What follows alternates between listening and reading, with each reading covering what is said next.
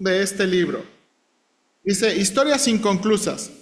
En las historias que he contado en este libro podemos ver a Dios tejiendo un tapiz. En mi experiencia, a medida que permanecemos en Él, generalmente Él nos deja ver lo que está haciendo. No obstante, a veces no lo hace. Job es el ejemplo más famoso. Job nunca supo por qué sufría. En este capítulo, quiero tratar con un conjunto de historias particularmente difíciles, las inconclusas, las que tienen finales tristes, las aparentes tragedias. Vivimos en muchas historias sobrepuestas, la mayoría de las cuales son mucho más grandes que nosotros. Cada uno de nosotros morirá con historias inconclusas. No podemos olvidar nunca que Dios es Dios. A fin de cuentas, es su historia, no la nuestra. A veces los participantes de la historia no llegan a ver el fin. Ese fue el caso de los hijos de Israel después de la invasión de Babilonia en el 586. La agonía de Israel. Israel estaba en agonía. Junto con los ríos de Babilonia, nos sentamos y lloramos al pensar en Jerusalén, dice Salmo 137. Los babilonios habían destruido la ciudad de Jerusalén, habían derribado los muros y demolido el templo de Salomón, habían matado a los hijos del rey enfrente de él. A él lo cegaron y se lo llevaron encadenado. Los jóvenes como Daniel y sus amigos, el futuro del reino, llegaron a ser eunucos al servicio del rey de Babilonia. Pausa. ¿Se da cuenta que estamos terminando Jeremías en la guía? Si usted está leyendo la guía McChain, estamos en Jeremías y nos está tocando ver todo esto que está describiendo el hermano, ¿verdad? Dice, hasta les cambiaron sus nombres. El reino de Israel había desaparecido, su rey había desaparecido y la realeza había desaparecido. A todos los efectos, Israel dejó de existir. Entonces, junto a los ríos de Babilonia, ellos se sentaron y lloraron. El regreso del cautiverio no ayudó. En el año 520 a.C., en la ceremonia de la dedicación del templo provisional que habían improvisado, la gente mayor lloró al recordar la estructura majestuosa que Salomón había construido. El profeta Ageo le dijo a Zorobabel, ¿queda alguien entre ustedes que haya visto esta casa en su antiguo esplendor? ¿Qué les parece ahora? ¿No la ven como muy poca cosa? Unas cuantas palabras de los profetas fueron la única esperanza de los israelitas. En la misma dedicación, Ageo profetizó, dentro de poco haré temblar los cielos y la tierra, los océanos y la tierra firme. Una vez más haré temblar a todas las naciones y traerán los tesoros de todas las naciones a este templo. Llenaré este lugar de gloria. La futura gloria de este templo será mayor que su pasada gloria. Cada persona que oyó esas palabras murió sin ver que ocurriera nada. De hecho, sus hijos y nietos murieron. Por 550 largos años no ocurrió nada. Dios estaba presente, pero en silencio.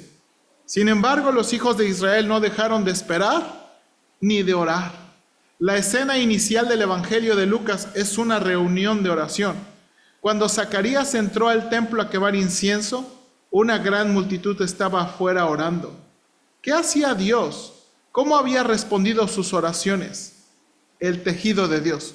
Unámonos a los poetas que lloran junto a los ríos de Babilonia pidiendo a Dios que restaure la gloria de Israel.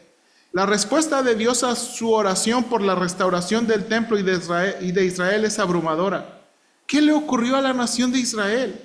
Él creó un nuevo Israel, uno que incluía a los gentiles como pueblo de Dios. ¿Y qué del templo? Envió a su único hijo para que fuera el templo. Vea cómo Dios usó el cautiverio, esa historia aparentemente inconclusa, para preparar la llegada de su hijo y el nacimiento de la iglesia. Dios usó la destrucción del templo y el retiro de los israelitas a Babilonia para crear la estructura de la sinagoga, una precursora de la iglesia local. Si la adoración del templo hubiera continuado ininterrumpidamente, la iglesia primitiva no habría tenido un modelo para las congregaciones locales. Ellos aprendieron a adorar a Dios sin un templo. El canon del Antiguo Testamento fue organizado durante esa época. Separados de su tierra, en virtual destierro espiritual, los israelitas se aferraron a sus rollos. Eso le otorgó a la iglesia primitiva la categoría del Antiguo Testamento, que a cambio creó el Nuevo Testamento. Dios purificó a Israel de mezclarse con otras naciones. La dispersión del pueblo judío proveyó una base sobre la cual Pablo y otros pudieran fácilmente esparcir el evangelio. Israel fue purificado de la idolatría externa para siempre. Nunca más el pueblo judío adoraría a ídolos. El monoteísmo llegó a ser permanentemente central para Israel. Esa es la base del pensamiento cristiano y de la civilización occidental. Debido a que los judíos llegaron a ser monoteístas devotos, se incomodaron cuando Jesús afirmó ser Dios. Cuando Jesús afirmó ser el único Hijo de Dios, el sumo sacerdote se rasgó su túnica y entregó a Jesús para que fuera crucificado. Dios estaba tejiendo un tapiz espectacular a través del sufrimiento de Israel. Sin la cautividad en Babilonia, no habría Israel, no habría cruz, no habría cristianismo y no habría civilización occidental. Ageo tenía razón. La gloria del nuevo templo fue mayor que la de Salomón. No obstante, el poeta judío lloró junto a los ríos de Babilonia, nunca vio el final de la historia. Al igual que todos los héroes de la fe de Hebreos 11, vivió con la historia inconclusa toda su vida. Vivió por fe. La historia no es suya. En la cuarta parte, Joan mencionó otra clase de historia inconclusa cuando dijo: miles de personas oran por un líder cristiano que tiene cáncer y muere. He llegado a darme cuenta de que mientras más distante esté de una historia, menos sé qué es lo que Dios hace. Dios me ayudará con mi historia, pero no con la de alguien más. Mientras caminaba cerca del mar de Galilea, justo después de su resurrección, Jesús le dice a Pedro que un día él morirá por Jesús. Pedro responde volteándose hacia Juan, que está justo atrás de ellos, y le pregunta a Jesús qué le pasará a Juan. Jesús le dice a Pedro: si quiero que él siga vivo hasta que yo regrese, ¿qué tiene que ver contigo? En cuanto a ti, sígueme. En efecto, Jesús le dice: Pedro, yo te ayudaré con tu historia, pero no con la de Juan. Francamente, a ti no te importa la historia de Juan. La respuesta de Jesús fue algo brusca, porque Pedro se había trasladado a una postura endiosada. Hay veces en las que puedo ver lo que Dios hace en la vida de otra persona, pero decírselo a esa persona aplastaría su espíritu. Sospecho que Dios a veces mantiene silencio en cuanto a las historias, porque simplemente no lo podemos soportar. Dios sabe lo que hace. Un amigo mío escuchó a una abuela y su hija en el supermercado. La abuela le dijo a su hija, cuyo hijo había sido asesinado hacía solamente 3 días: bueno, es difícil, pero ¿sabes qué? Dios sabe lo que hace. Mi amigo, por supuesto, la interrumpió para decirle que él también sabía que la vida era difícil, pero que Dios sabía lo que hacía. Tony Snow, un comentador de noticias y secretario de prensa de la Casa Blanca, describió cómo se sentía al despertarse en una cama de hospital después de una cirugía con una nube persistente de anestesia, solamente para que le dijeran que tenía cáncer, posiblemente terminal. Después de que el impacto inicial desapareció, la reacción natural de Tony fue buscar a Dios, esperando que Dios se convirtiera en un Santa Claus cósmico y lo sanara. No obstante, Tony sabía que de una manera misteriosa, Dios estaba permitiendo el cáncer, usándolo para acercar a Tony a sí mismo y acercarlo a las personas que él amaba y para enseñarle lo que en realidad importa en la vida. Uno de los primeros descubrimientos de Tony en el Valle de Sombra de Muerte fue que el cristianismo está lejos de ser excesivamente sentimental. De hecho, el sufrimiento nos atrae a un mundo despojado de cautela temerosa. Descubrimos que la vida ha pasado de un canal predecible a unos rápidos de clase 5, totalmente fuera de nuestro control, pero llena de aventura. Tony llegó a ver que, a través de tales pruebas, Dios nos pide que elijamos. ¿Creemos o no creemos?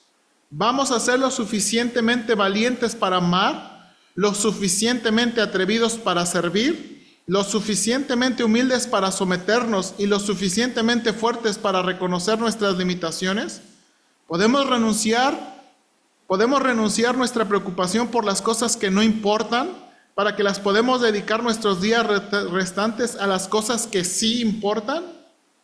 Un amigo de Tony, que también se moría de cáncer, le dijo: voy a tratar de vencerlo, pero si no lo hago, te veo en el otro lado. Un año después, Tony se encontró con su amigo en el otro lado. Al igual que los israelitas y la joven madre en el supermercado, él no supo por qué. Es difícil, pero Dios sabe lo que hace.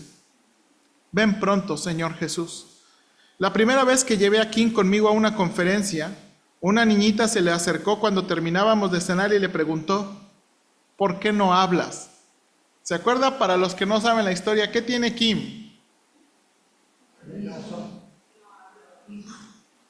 Tiene autismo y no habla. Y imagínense, en una conferencia viene una niña y le pregunta: ¿por qué no hablas? Kim se inclinó hacia su computadora de habla, que estaba apoyada en la mesa, y tecleó: voy a tener una bella voz en el cielo.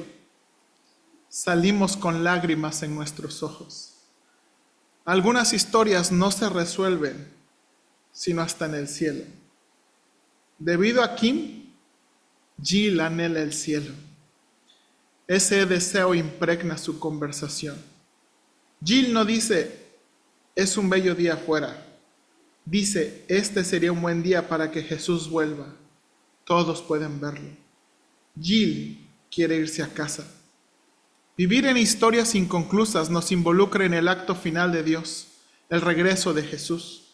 Mientras esperamos su regreso, es fácil predecir el patrón de los últimos días. El libro de Apocalipsis describe a una iglesia sufriente que muere a medida que la misma creación se desenreda. A través del sufrimiento, Dios finalmente hará bella su iglesia y revelará su gloria.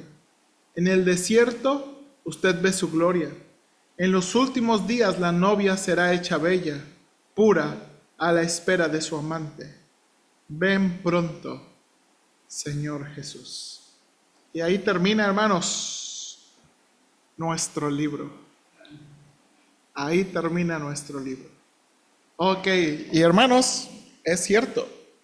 Hermanos, la realidad de la oración es que, hermanos, nos deja con historias inconclusas.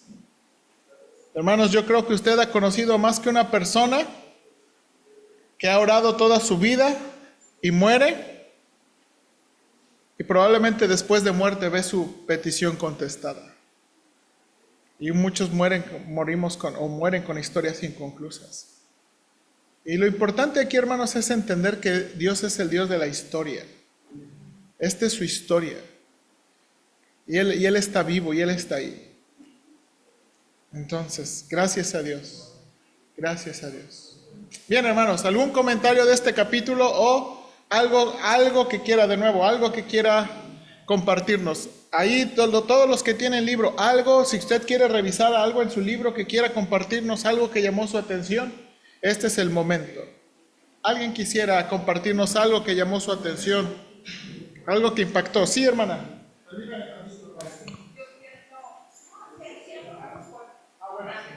Yo siento, por ejemplo, que las historias no sé, que son inconclusas. El día que Paul partió, esa mañana, particularmente, esa mañana, a él se le hizo una mañana de final. Sale y me dice: me dice, ¿ya viste qué hermoso este día? Pues alguien estaba en la puerta y le digo: sí, le dije, como una gloriosa mañana. Y ya, pasó, entró, preparó café, como café y pues bueno. Pero ahorita en lo que dice que las historias inconclusas, yo sé que la historia de Paul terminó de una manera fabulosa, porque ahorita está realmente libre. Dios realmente lo libertó. Amén. De lo que él padecía, de lo que es lo que yo sabía, y encontré muchas cartas escritas, muchos papeles que le gustaba mucho escribir. El infierno que él vivió hasta ahí no entendí, porque si yo sufría, él sufría más. Entonces el pastor a mí me dio un versículo que a él le gustaba. Así que si elijo os libertad, seréis verdaderamente libres. Ese es el único versículo que él tiene esta legislatura, porque Amén, hermana. Que hayamos esperado. Amén. Esperé mucho tiempo, pero no esperamos. Amén. Amén, hermano. Como viene el hijo de la hermana Irma también, yo oraba por él, quería ser, bueno, pastor y predicar de evangelización. Yo oraba a Dios para que lo liberara, ¿verdad? Y pudiera realizar su deseo. Pero nunca me imaginé que Dios se lo dio. Entonces, no solo lo liberó de Así es. Amén. Amén. Gibran, me estás compitiendo con los hermanos que participan. Bien, bien, sí. ¿Alguien más? ¿Alguien más de este capítulo o de algo que quiera llamar su atención? Hermana, adelante, espérame tantito.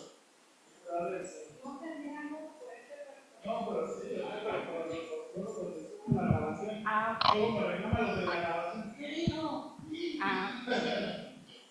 Adelante, hermana, adelante.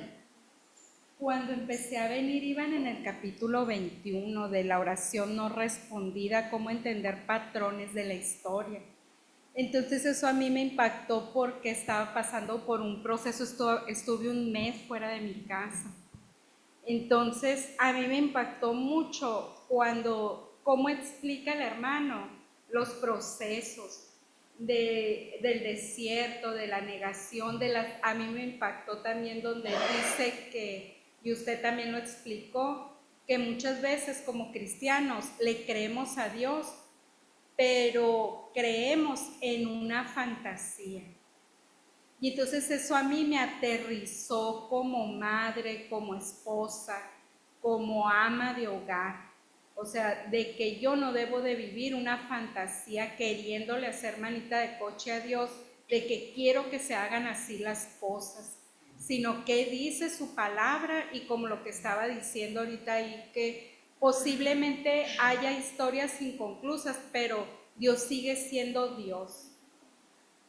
O sea, si me fuera yo con el Señor en su perfecta voluntad, o sea, las promesas que hay para mi hogar de salvación y de sanidad no van a parar, no van a terminar. Y a mí ese capítulo me impactó mi vida. Amén, hermano. Amén. ¿Alguien más? ¿Algún capítulo? Estamos terminando ya. Este es nuestro último. Hermano Guillermo.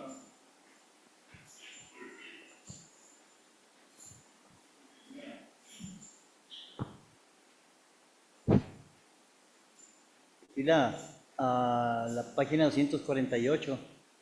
¿Página qué? 248. 248. Ajá.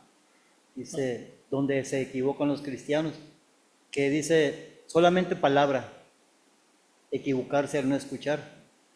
Nos dice el autor como, pues muchas veces dice, si creemos, acá en el 249, un párrafo, tercer párrafo, segundo, si creemos que las escrituras solamente se aplican a la gente en general, entonces podemos pasar por alto la manera en que Dios personaliza íntimamente su consejo para nosotros como individuos. Podemos llegar a ser deístas y quitarnos a Dios de nuestra vida. No obstante, en todas partes de las escrituras vemos que Dios nos habla con un toque personal, impulsándonos a obedecer y a amar. Esto que le llaman el rema, cuando Dios te habla directamente a ti, por medio de la escritura, pero está prácticamente te está hablando por tu nombre y está siendo directo en la misma escritura. Y sí, dice solamente palabra. Hay quien lee y lee, ¡ay, qué bonito! Pero el punto es ver cuando Él nos habla. Amén. Directamente. Amén. Dice el capítulo, se llama Escuchar a Dios. Sí. Y pues me pareció interesante. Y sí. Amén. Déjame hacer un comentario. Ahorita estamos en las inscripciones del instituto y una de las cosas que yo entrevisto a todos los alumnos que vienen de nuevo ingreso y les pregunto su testimonio de salvación y su testimonio de llamamiento. Y pues ya cada quien me cuenta su historia. Y ya, si si no me dan un detalle que yo quiero saber, entonces ya les pregunto. Y uno de los detalles, hermanos, que para mí es muy crucial en cuanto a la salvación es que Dios nos hable a través de su palabra. Y yo les pregunto, les pregunto, ¿tú podrías decir con seguridad que tienes una relación con Dios? ¿Que Dios te habla cuando lees la Biblia? ¿Que Dios te habla cuando tú la escuchas predicada? ¿Y que Dios contesta tus peticiones? ¿Puedes afirmarlo con seguridad de sí, hermano? Y le puedo decir en tal y tal y tal, Dios me ha hablado. Porque, hermano, creo que eso es una de las evidencias claras de la salvación. Que Dios nos hable en su palabra. Que Dios nos hable en su palabra. Y dice, hermano Guillermo, eso es más que pasar nuestros ojos, hermanos. Eso es más que nada más avanzar páginas, sino realmente que Dios haga personal su palabra, nuestras circunstancias, nuestra situación, nuestro dolor, nuestra necesidad. Que Dios realmente nos hable. Y, hermanos, eso es muy importante, muy importante. Bien. No sé si tal vez sea exagerado, pero realmente, pues yo lo sentía a mi lado. ¿Cómo? Yo lo sentía a mi lado, que se sentaba por un lado de mí, o sea, no sé, tal vez sea algo extremo y pues quisiera volver ese tiempo, de verdad, Amén. porque el afán me tiene envuelto, Sí, hermano. Entiendo. pero es poco a poco. Amén, hermano. Amén. Bien. ¿Alguien más?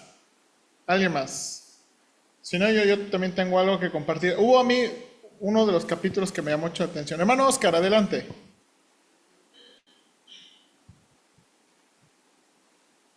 Pues en cuanto a la oración, hay muchos temas,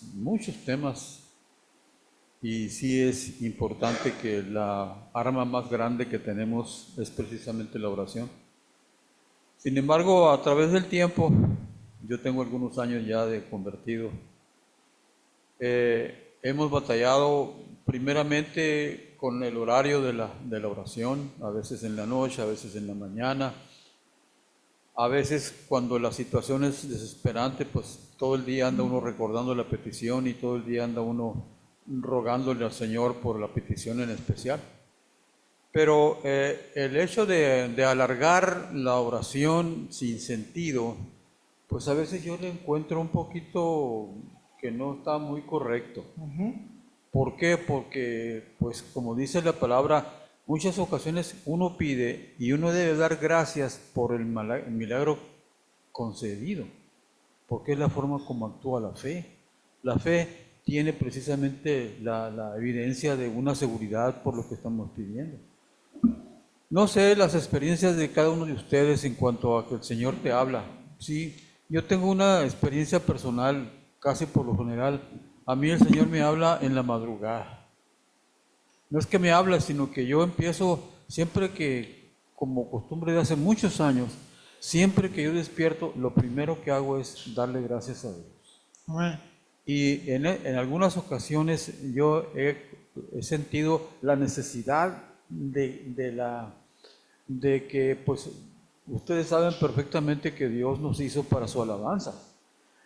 Es precisamente uno de los pecados que el hombre no entiende, de que el hombre se despega de Dios porque se despega y no tiene el entendimiento de darse cuenta de que todo lo que tenemos, todo lo que somos y todo donde vamos, le pertenece a Dios.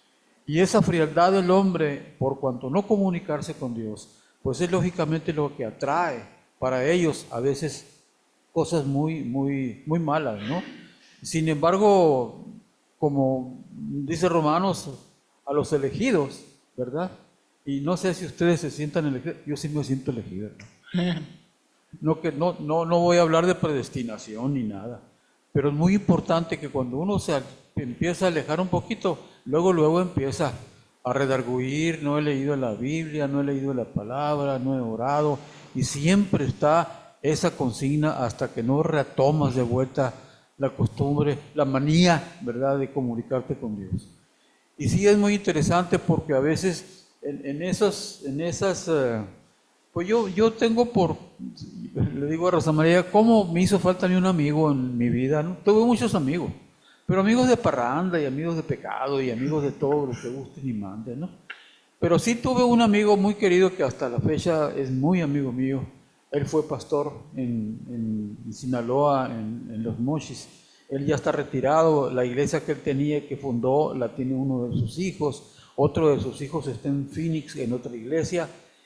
Y el otro pues trabaja en otra parte, pero no está dedicado al 100%.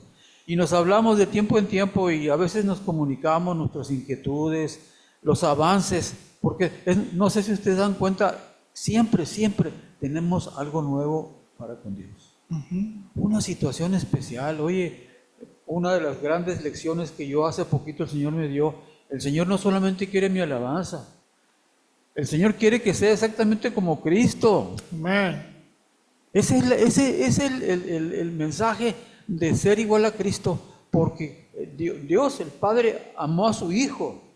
Y así como lo amó a Él, quiere amarnos a nosotros, pero nosotros también tenemos que tener el convencimiento completo de que tenemos que seguir a Cristo para poder realmente ser llamados hijos de Dios. Que es un privilegio. Una cosa es criatura, como muchas veces hemos utilizado ese término para, no, que todo el mundo somos hijos de Dios. No, chiquito, le digo, no todos somos hijos de Dios. Son criaturas de Dios y quién sabe cómo andarán, le digo. El día que se arrepientan y acepten como Padre al Señor, entonces nada te digo, le digo.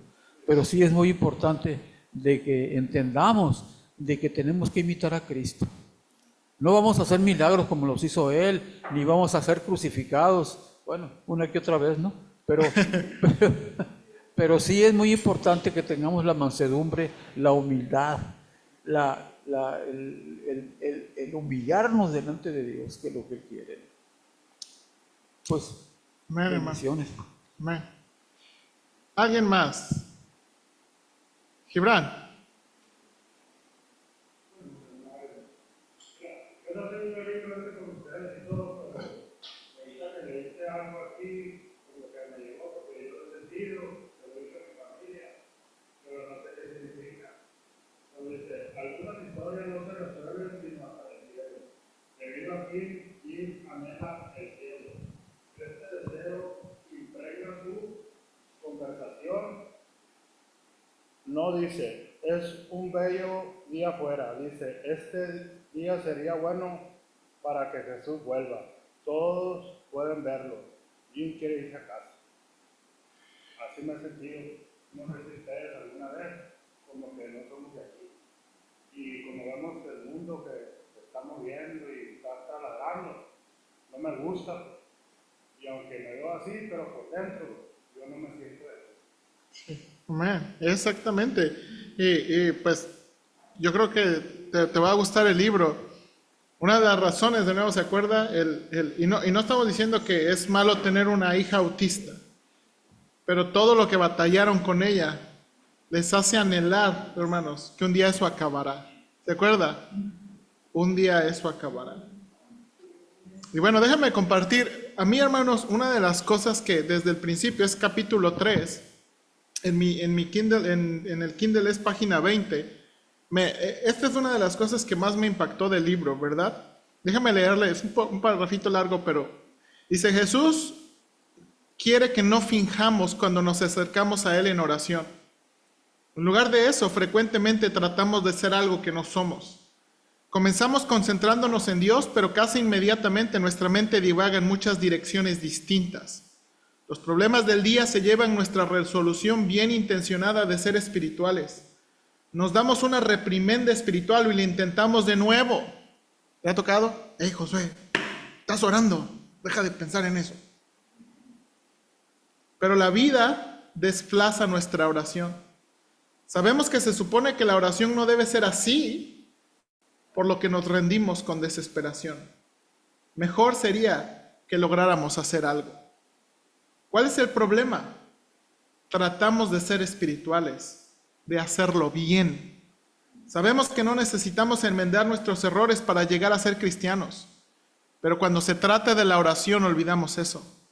Nosotros, como adultos, tratamos de corregirnos. En contraste, Jesús quiere que lo busquemos como niños pequeños, tal como somos. La dificultad de llegar tal como somos es que estamos hechos un lío y la oración lo empeora. Cuando disminuimos la velocidad para orar, inmediatamente nos vemos confrontados con lo poco espirituales que somos, con lo difícil que es concentrarse en Dios. No sabemos lo malvado que somos hasta que tratamos de ser buenos. Nada expone nuestro egoísmo e impotencia espiritual como la oración. En contraste, los niños pequeños nunca se quedan pasmados por su egoísmo. Al igual que los discípulos, llegan tal como son, totalmente ensimismados. Rara vez lo hacen bien. Como padres o amigos sabemos todo eso. De hecho, nos encanta casi siempre averiguar qué es lo que hay en sus pequeños corazones. Déjeme una pausa. ¿Alguien oró por la petición de Josué Daniel? ¿Alguien leyó qué tenía la petición de Josué Daniel? Un carro de policía. Un carro de policía. ¿Es su oración? Él quiere un carro de policía. Ahora, permítanme, para que no piensen, pues le voy a comprar. Hermanos, ya tiene un carro de policía. Pero quiere otro carro de policía. O sea, a él no le interesa. Y luego, porque ya no apunté la segunda petición. ¿No quieres otra cosa? Sí, más juguetes. Yo ya no quiero más juguetes. Entonces, note lo que está diciendo el hermano. Los niños no se preocupan, o sea, Josué no se, estaré pidiendo lo correcto, papá. No, él pide lo que quiere, lo que anhela su corazón. Ahora, dice aquí, no los reprendemos por estar abstraídos o temerosos, simplemente así es como son. Desde luego así es como Jill y yo reaccionamos con Kim. No estábamos seguros si ella podría llegar a caminar, por lo que cuando dio su primer paso a los 3 años, no dijimos, Kim, eso estuvo muy bien, fue bueno, pero si estás 2 años atrasada.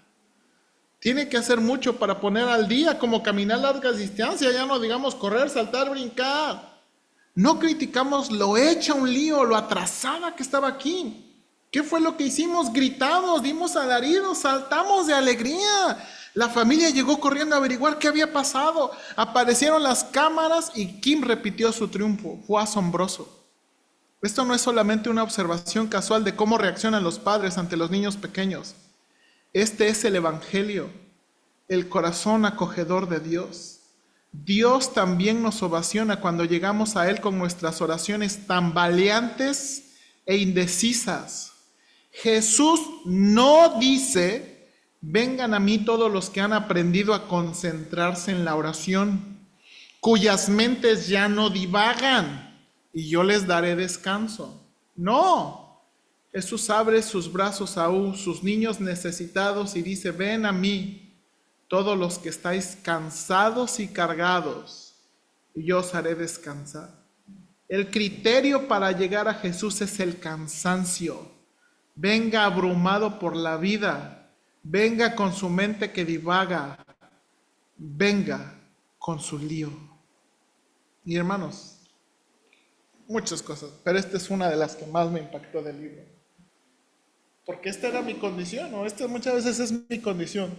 Soy pastor, uno tiene que llegar muy correctamente, ¿no? Pero uno es un lío. Y uno puede venir al Señor con su lío. No tenemos que fingir quienes no somos. Hermanos, Él nos conoce. Él nos conoce. Bien, ¿alguien más? ¿Algo que quiera compartirnos? Sí, hermano Jesús. A ver, por ahí, Gibran. ¿Dónde quedó el micrófono? No, aquí el hermano Ortega. Sí, cierto, hermano.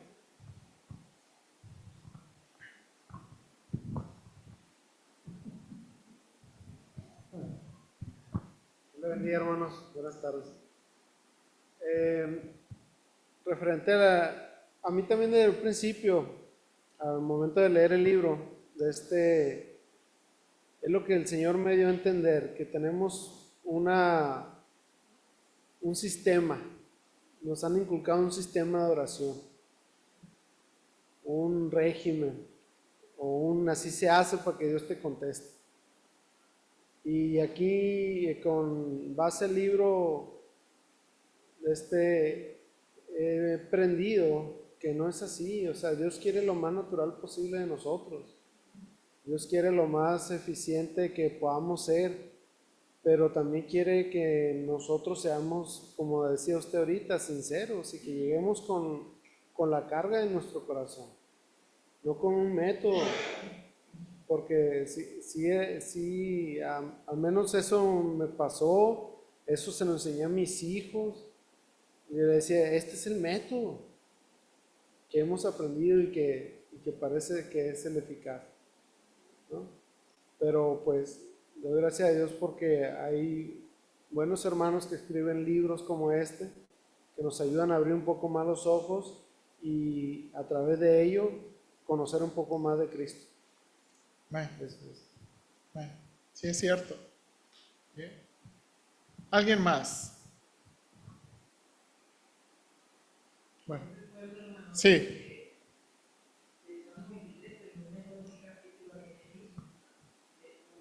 Nos habló cuando estamos en problemas y se refiere al desierto. Dice que aún en el desierto, que nosotros nos sentimos solos y que no tenemos ayuda, pero ahí está el Señor con nosotros, pues como nuestro pastor. Pero no recuerdo el capítulo, conmigo ese sí me impactó mucho a mí también en ese capítulo que nos habló también del desierto y como Dios como nuestro pastor. Amén. Sí, hermana, sí me acuerdo. Sí, creo que sí, creo que es ese. Sí, creo que sí. Sí. Eso me impactó mucho. Amén. También. Amén. Bueno, y a mí el segundo capítulo, o la segunda cosa que también me llamó, así en orden de prioridad, ¿se acuerda cuando nos contó el capítulo de su hija? Ve que tenía a Kim y tenía a su otra hija, ¿verdad? Hermano, yo no sé, pero es como, me transportó como si viera Caris. Hermanos, mi Caris es independiente. Mi Caris no necesita a sus papás. Ella... Y yo estaba ahora, o sea, ella es una, o sea, tiene un corazón tierno, pero ella es independiente. Entonces, cuando yo estaba aquí, yo estaba leyendo la historia, oh, hermano, se me llenaba aquí porque yo veía a mi hija, así como, ay, Señor, y básicamente yo vi la respuesta de qué tengo que hacer, tengo que orar por ella. Yo no la puedo convencer, o sea, los maltratos no le van a hacer nada, tiene que ser el Señor y su Espíritu Santo. ¿Se acuerda que, verdad, el hermano Miller oraba, Señor, que su corazón de mi hija no vaya hacia el mundo, que no ame las cosas del mundo, que no ame las cosas materiales? Y yo también oraba, sí, Señor, por favor, que no ame las cosas materiales, que no ame el mundo. Y se acuerda que va a Guatemala, ve que atiende una casa hogar, y entonces se da cuenta todo lo bueno que sus padres han sido. Y les escribe. Y les dice. Ese capítulo me impactó mucho, ¿no? Sí. ¿Se acuerdan que estábamos aquí medio llorando? Porque en verdad, y hermanos, o sea, a mí lo que me animó mucho es, cosas así no podemos hacer nada más que orar.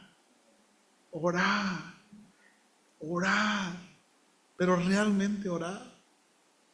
Me animó mucho y bueno, desde ahí he estado orando mucho por ella, por Josué, por Génesis y por todos, ¿verdad? Pero especialmente es mi oración por mis hijos. Que Dios obre en su corazón por ellos. Bien, ¿alguien más? Hermana Rosita. Sí, hermano. Una página que dice, una porción que dice, aprender a jugar otra vez como niños, ¿no? Y vemos el que dice, además de pedir y creer como un niño, es aprender a orar, implica sorprendentemente aprender a jugar otra vez. ¿Cómo juegan los niños pequeños? Si le preguntas a un padre o a una madre cuánto tiempo permanece en una tarea un niño de 1 año, él o ella solamente sonríe. Si necesitas saberlo, varía entre segundos y 3 minutos. No es mucho tiempo y tampoco particularmente organizados. ¿Cómo puede eso enseñarnos a orar? Piénselo por un minuto. ¿Cómo estructuramos nuestra conversación de adultos? No lo hacemos especialmente cuando hablamos con los viejos amigos. La conversación salta de un tema a otro. Tiene una característica divertida, errante como cuando se juega, porque nuestro tiempo de oración tendría que ser distinto, es una pregunta. Después de todo, Dios es una persona. Y a mí me maravilla ver, porque pues a mí desde que el Señor me salvó siempre me ha gustado trabajar mucho con niños y ha sido siempre mi preocupación los niños. Aquí tengo uno, ¿verdad? Que de niño lo conocí, gracias a Dios. Y por eso, no sé, a mí me sorprendió mucho. Espero que no esté Cari oyéndome, ¿verdad? Pero me tocó la lista de oración de Cari, ¿verdad? Y ella ahora dice, salud de mi familia, con mi papá, crecimiento espiritual, salud de Génesis, y lo que más le preocupa es que Josué crea en Jesús como su Salvador. Una niña, se me hace muy niña para que tenga esos pensamientos tan claros y objetivos claros. Quiere decir que sí está madurando espiritualmente. Por eso desde un principio que empezamos con el libro, a mí me cautivó cómo trató a una niña para hacer reflexionar a los padres, que se estaban preocupando más por el asunto de la niña y no se estaban preocupando por su vida espiritual. Es lo que yo miro en los papás de esta niña enferma, ¿no? Y digo yo, wow, siempre Dios va a tocar a aquellos que más creen, porque lo hizo conmigo. A veces oramos de una manera tan así a la ligera, pero no consideramos por qué estamos orando, qué queremos de esa oración, para qué la queremos contestar. A veces pedimos nomás por pedir y no estamos siendo claros. Cuando la oración, cada respuesta debe de ser conforme a la voluntad de Dios, no conforme a nosotros quieramos. Y también el propósito es que el Señor sea glorificado en cada petición. O en cada petición que no sea contestada también, bendito sea el nombre del Señor. Entonces, los niños para mí, a mí me trajeron mucha enseñanza. Yo aprendía a la vez que yo enseñaba. Y aquí está otra también que era mi colaboradora de clases de Cruz Bíblico en mi casa, que era hermana Chivito. De vez en cuando me la dejaban, me la soltaban para que me apoyara ella y su hermana, la más chica que ella. Y para mí fue un privilegio. Yo no sabía que ella se estaba congregando aquí cuando yo empecé a reunir aquí. Para mí fue un gozo, ¿verdad? Porque son hermanitas que yo conocí desde la niñez, podría decir, muy jovencitas, en mi iglesia, en mi primera iglesia, ¿verdad? Y para mí los niños han sido de gran enseñanza. Bueno, dígale, hermana Chelo, estamos jovencitas. Ajá. A Judith, yo la estoy tratando como una niña también, ¿verdad? La hija que no tuve. Tengo tiempo tratando con ella así y digo, Señor, ¿hasta cuándo? Es tu tiempo, no es el mío. ¿Hasta cuándo vas a aprender su corazón y que te ame, que te sirva, que permanezca fiel? Es el tiempo que tú tienes. ¿Qué me presta a mí? Esperar. Y así debemos de estar pensando conforme a la Escritura, ¿verdad? Porque decía el salmista, ¿verdad? Solamente esperar en Él y Él nos va a decir qué hacer, qué decir, a dónde ir. Y el salmista siempre era muy claro con las palabras que Dios ponía en su corazón para comunicar. Por algo quedaron, ¿verdad? Tan bellísimas oraciones que David dejó, el salmista. Para mí es como un niño, ¿verdad? Volver a repasar este libro. Me remonté en aquellos tiempos cuando yo recién me convertí a Cristo. Pues este pasaje de la página 30 para mí, aunque sea, tendrá palabras no muy relevantes, pero sí me hicieron a mí. Bastante he meditado en eso. Y aunque todo lo final, sin esto yo creo que está incompleto. Porque al final de todo el Señor es que quiere que seamos como niños, pues su palabra dice, si tú no crees así como un niño, no te vuelves como un niño, no entrarás en el reino de los no cielos. entrarás ¿Por qué? Porque un niño todo lo cree, todo lo espera y todo lo discute también. Y a veces tenemos que jalar y ¿verdad? Como dice esta luz de la santidad, respirar tranquilos para no exasperarnos y decir, porque sí, a veces son adultos y también se comportan como niños, ¿verdad? Y ¿qué tenemos que hacer? Saber escuchar y tener paciencia, ¿verdad? Amén. Para poder ayudar es lo que necesitamos. Yo creo que es lo que yo miré mucha información sobre cómo poder ayudar a nosotros. Ponernos como un niño, así simplemente. Amén. Gracias. Bien, hermano, sí. Pues gracias a Dios. Siga orando, hermano. De nuevo, cualquier comentario, yo sigo orando por que es el siguiente estudio. Como le dije, ¿verdad? Tengo en mi corazón 2 libros, pero también, ¿verdad? Quiero seguir manteniendo ese espíritu de oración que nos ayude, ¿verdad? Animarnos en la oración. Y de nuevo, también, hermanos, vamos a, si usted no se molesta y no se ofende, vamos de nuevo a mantener este formatito, ¿verdad? Que es informal, ¿verdad? Que pueda, para que vengamos. Usted, ¿verdad? No viene a una conferencia, ¿verdad?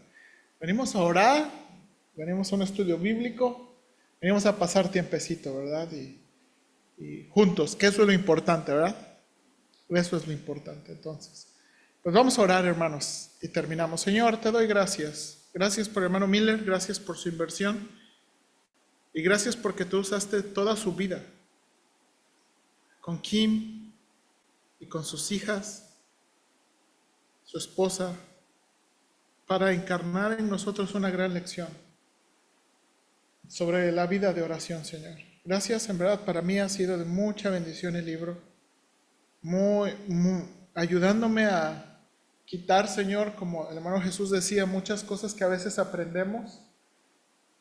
Y no estoy diciendo que han sido malas, pero a veces, Señor, se nos quedan como las únicas maneras de acercarnos a ti. Y la realidad, Señor, es que no importa lo ordenado o desordenado de nuestras oraciones, lo que importa es que, Señor, lleguemos a ti como somos. Si es cierto, yo creo que debemos orar con respeto. Pero, Señor, muchas veces estamos todos desesperados y angustiados, temerosos. Y tú nos conoces y, Señor, no podemos ocultar nuestro corazón de ti. Y la Biblia dice que tú escudriñas nuestro corazón y nuestra mente. Padre Celestial, ayúdanos, por favor.